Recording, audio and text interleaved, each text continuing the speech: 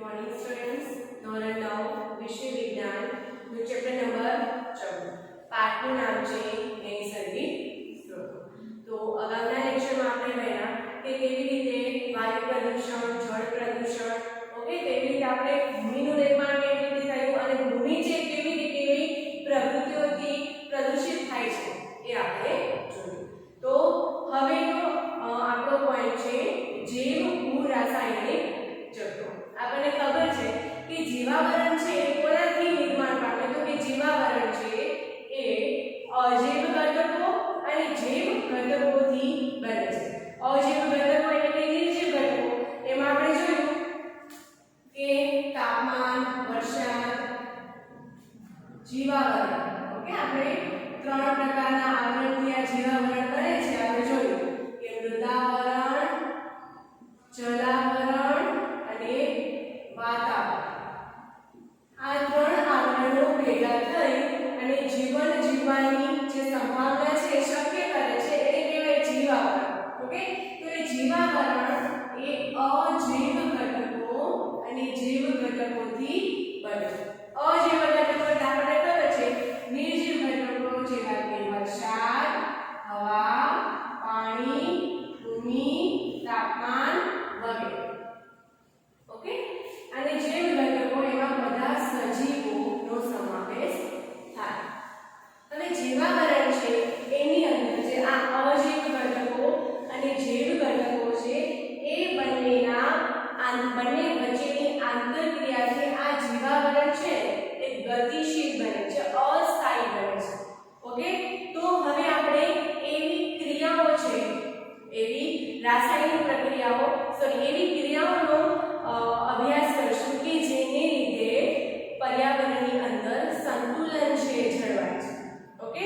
એ કેવા કેવા ચક્ર, તો કે જલ ચક્ર, નાઇટ્રોજન ચક્ર, કાર્બન ચક્ર, ઓક્સિજન ચક્ર, ગ્રીન હાઉસ અસર વગેરે। ચલો, તો જીવાવરણ ગતિશીલ શાનાથી બને છે, તો કે જીવાવરણ એ અજૈવ ઘટકો અને જૈવ ઘટકો વચ્ચેની આંતરક્રિયાથી ગતિશીલ અને અસ્થાયી બને છે, ઓકે। તો આ જૈવ અને અજૈવ ઘટકો છે જીવાવરણના ઘટકો વચ્ચે પદાર્થ અને ઊર્જાનું સ્થાનાંતર છે, ઓકે, એ શક્ય બને છે। ચલો, તો હવે આપણે જોશું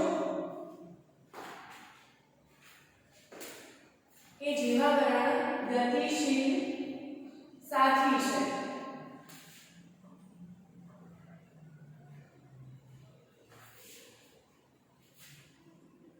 જીવાવરણ સાથી, ગતિશીલ અને અસ્થાયી બને છે, ઓકે। એનો જવાબ શું હશે, તો કે જીવાવરણ વચ્ચે ઘટકો વચ્ચેની આંતરક્રિયા, કેવા ઘટકો, અજૈવ ઘટકો અને જૈવિક ઘટકો વચ્ચે આંતરક્રિયાથી જીવાવરણ છે ગતિશીલ બને છે। એ બંને ઘટકો વચ્ચે પદાર્થ અને ઊર્જાનું સ્થાનાંતર થાય છે, ઓકે, જેનાથી પૃથ્વી પર સંતુલન જળવાય છે। ચલો, એનો આપણે જવાબ લખી નાખીએ કે જીવાવરણ અજૈવ ઘટકો અને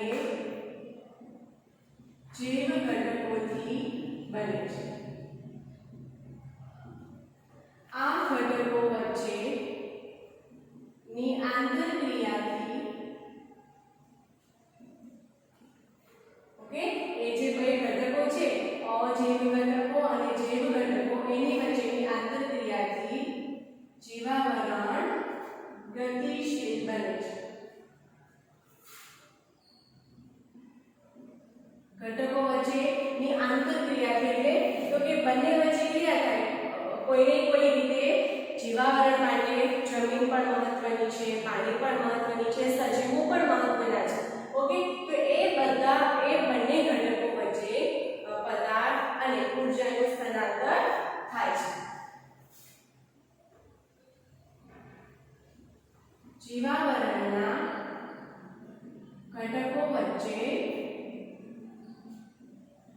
પદાર્થો અને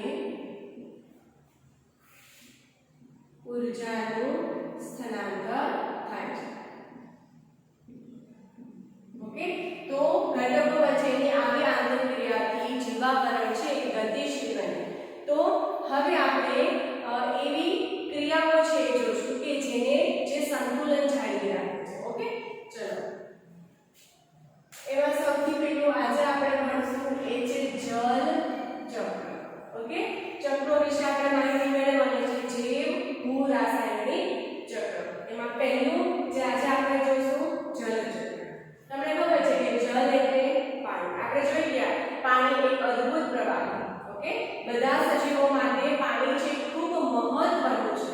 શું કામ મહત્વનું છે? આપણે એની મહત્વ અગત્યતા પણ ભણીએ. પણ આ પાણી છે આપણે કેવી રીતે મેળવીએ છીએ? તો કે પાણીના સ્ત્રોતથી. ઓકે, પાણીનો સ્ત્રોત નદી, તળાવ, જળાશય, નહેર, બંધ વગેરે. પણ એ સ્ત્રોતોમાં એ પાણી ક્યાંથી આવે છે? તમે કહેશો કે વરસાદ સ્વરૂપે પાણી છે પૃથ્વી પર પડે. હવે આપણે એ પણ ભણી ગયા કે વરસાદ છે એ કઈ રીતે થાય. ઓકે, ચલો તો જલચક્ર આપણે ભણી ગયા છીએ કે પાણી આપણા માટે કેટલું મહત્વનું છે. ઓકે, આપણા શરીરની અંદર જે નાના પાયે બધી ક્રિયાઓ થાય કોષની અંદર એ પાણીના માધ્યમમાં થતી હોય. એટલે શરીરનું સંતુલન જો જાળવવું હોય તો પાણી છે મહત્વનું. એ પાણી વરસાદ સ્વરૂપે પૃથ્વી પર આવે. પણ આપણને એવો વિચાર નથી આવતો કે આ વરસાદ જે ક્રિયાથી થાય આપણે ભણી ગયા કે દિવસ દરમિયાન સૂર્યની ગરમીને લીધે પૃથ્વીની સપાટી છે ગરમ થાય. પૃથ્વીની સપાટી પર પાણી પણ છે તો એ પાણી પણ ગરમ થશે. બાષ્પીભવનની ક્રિયા દ્વારા એ પાણી છે એ વરાળ થશે અને ઉપર તરફ ગતિ કરશે. આપણે પવન કેવી રીતે નિર્માણ આપણે ભણી ગયા છે કે વધુ દબાણના ક્ષેત્રથી ઓછા દબાણના ક્ષેત્ર તરફ હવાની ગતિ થાય. તો એ હવાની ગતિની સાથે સાથે જે બાષ્પ છે એ પણ ગતિ કરશે. તો હવા છે એ ઉપરની તરફ ગતિ કરે. ઉપર જઈને શું થાય તો કે ઠંડી પડે. ઓકે, વાદળો કઈ ક્રિયાથી બને કે આપણે ભણી ગયા સંઘનનની ક્રિયાથી. જે પાણી વાયુમાં રૂપાંતર થઈ બાષ્પીભવનની ક્રિયાથી એ ઉપર ચડે જ્યાં પાછી ઠંડી પડે. આપણને ખબર છે કે ધારો કે આપણે કોઈ તપેલાની અંદર પાણી છે એ ઉકાળીએ છીએ. પાણી ઉકળશે, પાણી વરાળ થશે અને ધારો કે આપણે અહીંયા થાળી રાખી દઈએ. ઓકે, અને પછી એને તમે જુઓ ઉલટાવીને આપણે જોઈએ તો શું હશે તો કે એની સપાટી પર પાણીના ટીપાં હશે. શું કામ તો કે ઠંડા પડે, વરાળ પર ઠંડી પડી અને પાછું શું બને પાણી બને. એ ક્રિયાને આપણે શું કહીએ છીએ સંઘનનની ક્રિયા. તો સંઘનનની ક્રિયાથી વાદળો બંધાશે. હવા છે એ શું છે તો કે એ પણ વાયુનું મિશ્રણ છે અને સાથે સાથે હવાના ધૂળના લક્ષણો. ઓકે, એ જે છે ધારો કે ધુમાડાનો કણ છે એ કેન્દ્રમાં રહી અને બાકીના પાણીના ટીપાં છે એના ઉપર જમા થઈ રાખશે. હવે એકવાર એટલો મોટો થઈ જાય કે પછી શું બની જાય તો કે પાણીનું ટીપું. તો આ જે વરસાદ થવાની ક્રિયા છે આપણે ભણી ગયા. પણ શું તમે ક્યારે સમુદ્ર કે દરિયાનું પાણી છે એ સુકાઈ જતું જોયું છે તો કે નહીં. આપણે તો ભણ્યા કે વરસાદ છે એ જમીન પરનું પાણી છે ગરમ થાય, ઉપર ચડે, ઠંડી પડે, વાદળો બને અને એ વાદળોમાંથી વરસાદ સ્વરૂપે પાણી પાછું પૃથ્વી ઉપર આવી જાય. તો એને શું કહેવાય જલચક્ર. ઓકે, પણ જો બાષ્પીભવન થાય છે તો એ પાણી તો ક્યારેય સુકાતું નથી. શું કામ તો કે પાછું વરસાદ સ્વરૂપે એ પાણી છે આવી જાય. તો એને આપણે શું કહીશું જલચક્ર. ચલો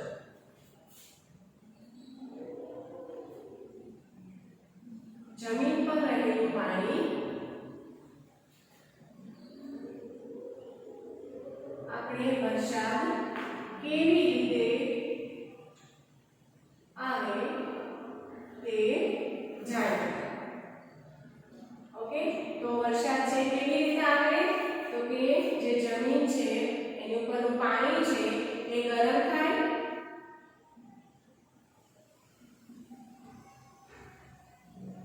ચલો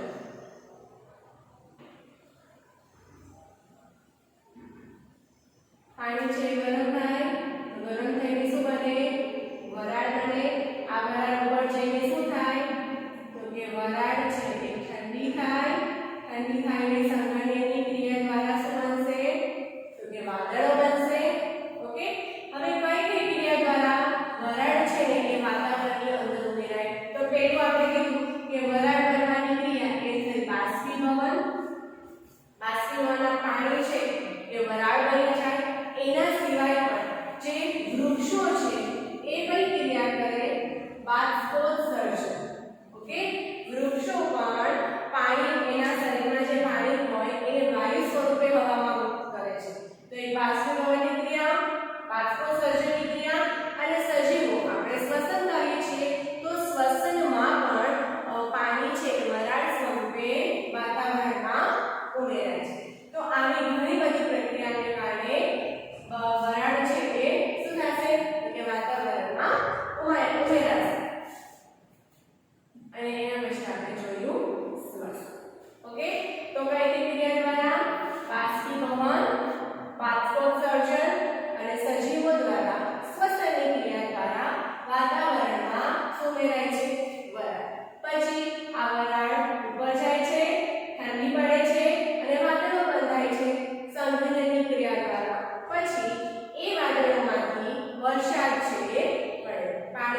સ્વરૂપે, બરફ સ્વરૂપે અથવા હિમ સ્વરૂપે, કરા સ્વરૂપે. ઓકે, પછી જે આખું ચક્ર થયું, ઓકે, પાણી છે એ વરાળ થઈને ઉપર ચડે, પાછું પાણી આવે નીચે. તો આ એક સંતુલન છે જળવાય છે કે પૃથ્વી પર ક્યારે પાણી છે ને સુકાઈ જતું નથી એકદમ. ઓકે, તો આ એક ક્રિયા જોઈ કે જેને લીધે પૃથ્વી પર પાણી છે ને એનું સંતુલન જળવાય રહે. કયા ચક્ર દ્વારા? જલ ચક્ર દ્વારા. ચલો,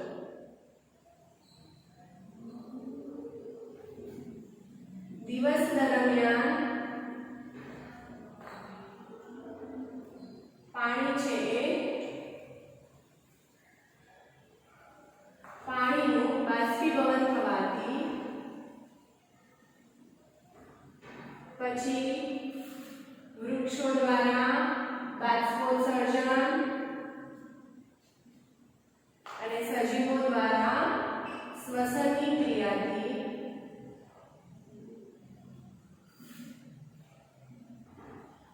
વાતાવરણમાં બાષ્પનો ઉમેરો થાય છે. આ બાષ્પ શું થશે તો કે ઉપર ચડે છે અને ઠંડી પડે છે. ત્યારબાદ સંઘનનની ક્રિયા દ્વારા શું બનશે? પાછું સંઘનનની ક્રિયા દ્વારા તો કે વરાળમાંથી પાછું પાણીમાં રૂપાંતરિત થશે.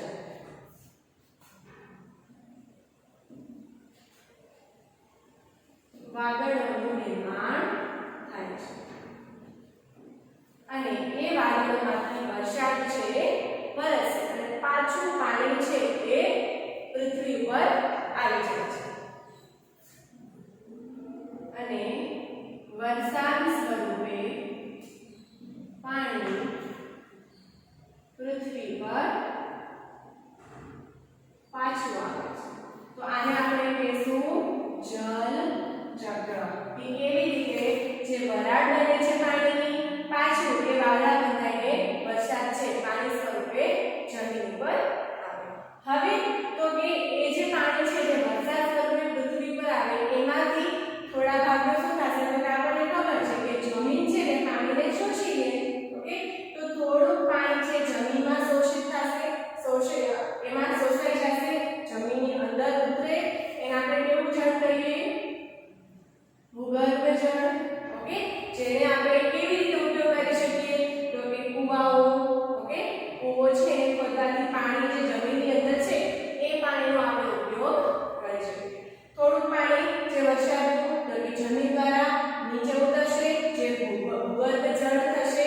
પછી તો કે બાકીનું પાણી છે એ તો કે તળાવો અને નદીઓમાંથી થઈ અને ક્યાં જાય છે?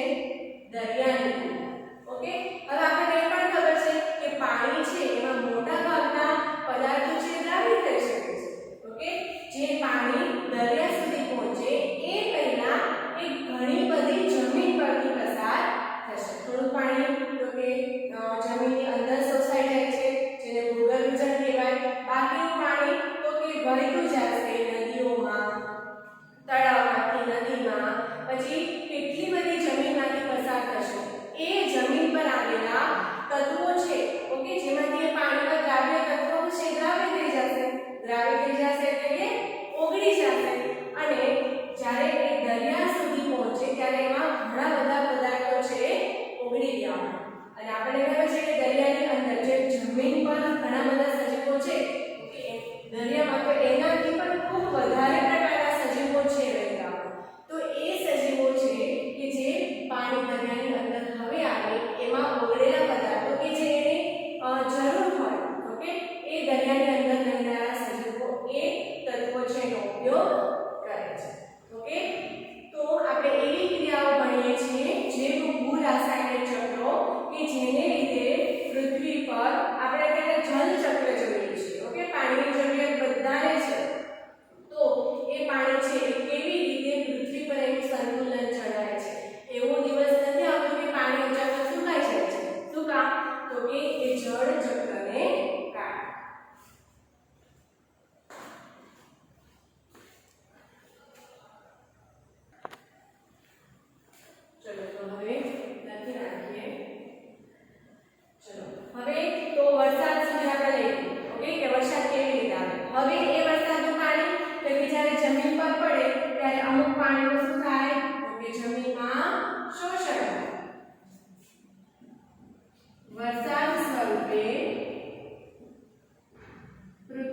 પર પાણી આવે તેમાંથી કેટલું પાણી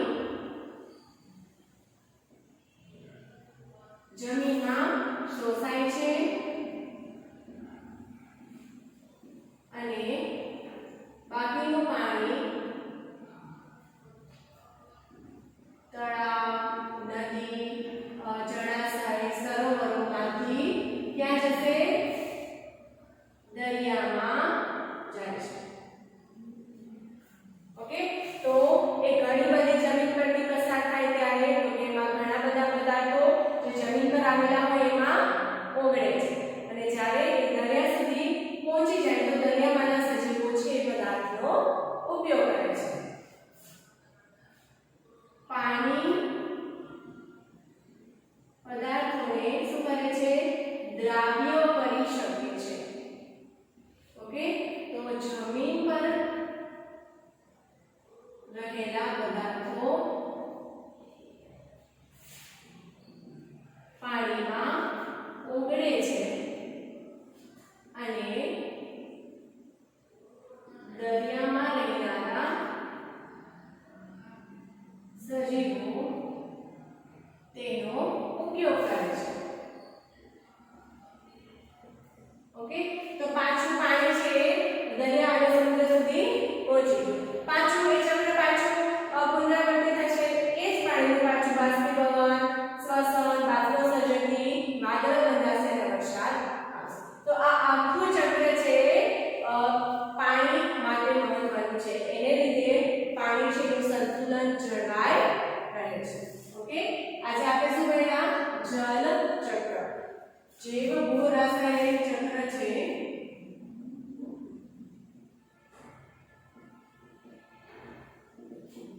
ઓકે, એમાંથી આજે પહેલું ચક્ર આપણે ભણ્યા એ છે જલ ચક્ર.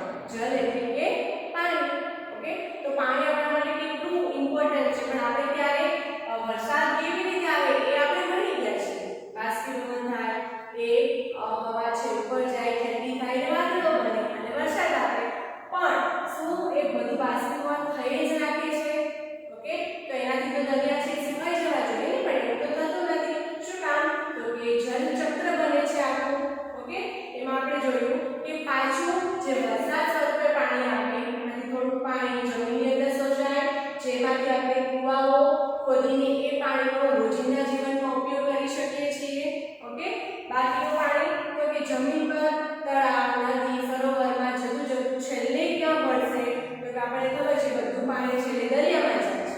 ઓકે, તો દરિયામાં એ પાણી પહોંચે એ પહેલા જમીન પર આવેલા અમુક પ્રકારના પદાર્થો જે પાણીમાં ઓગળી શકે છે એમાં દ્રાવ્ય થતા જશે અને દરિયામાં રહેનારા સજીવો છે એ પોષક તત્વો એ પદાર્થો છે એનો ઉપયોગમાં લેશે.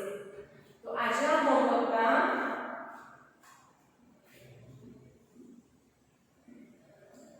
ટૂંકી નોંધ લખો.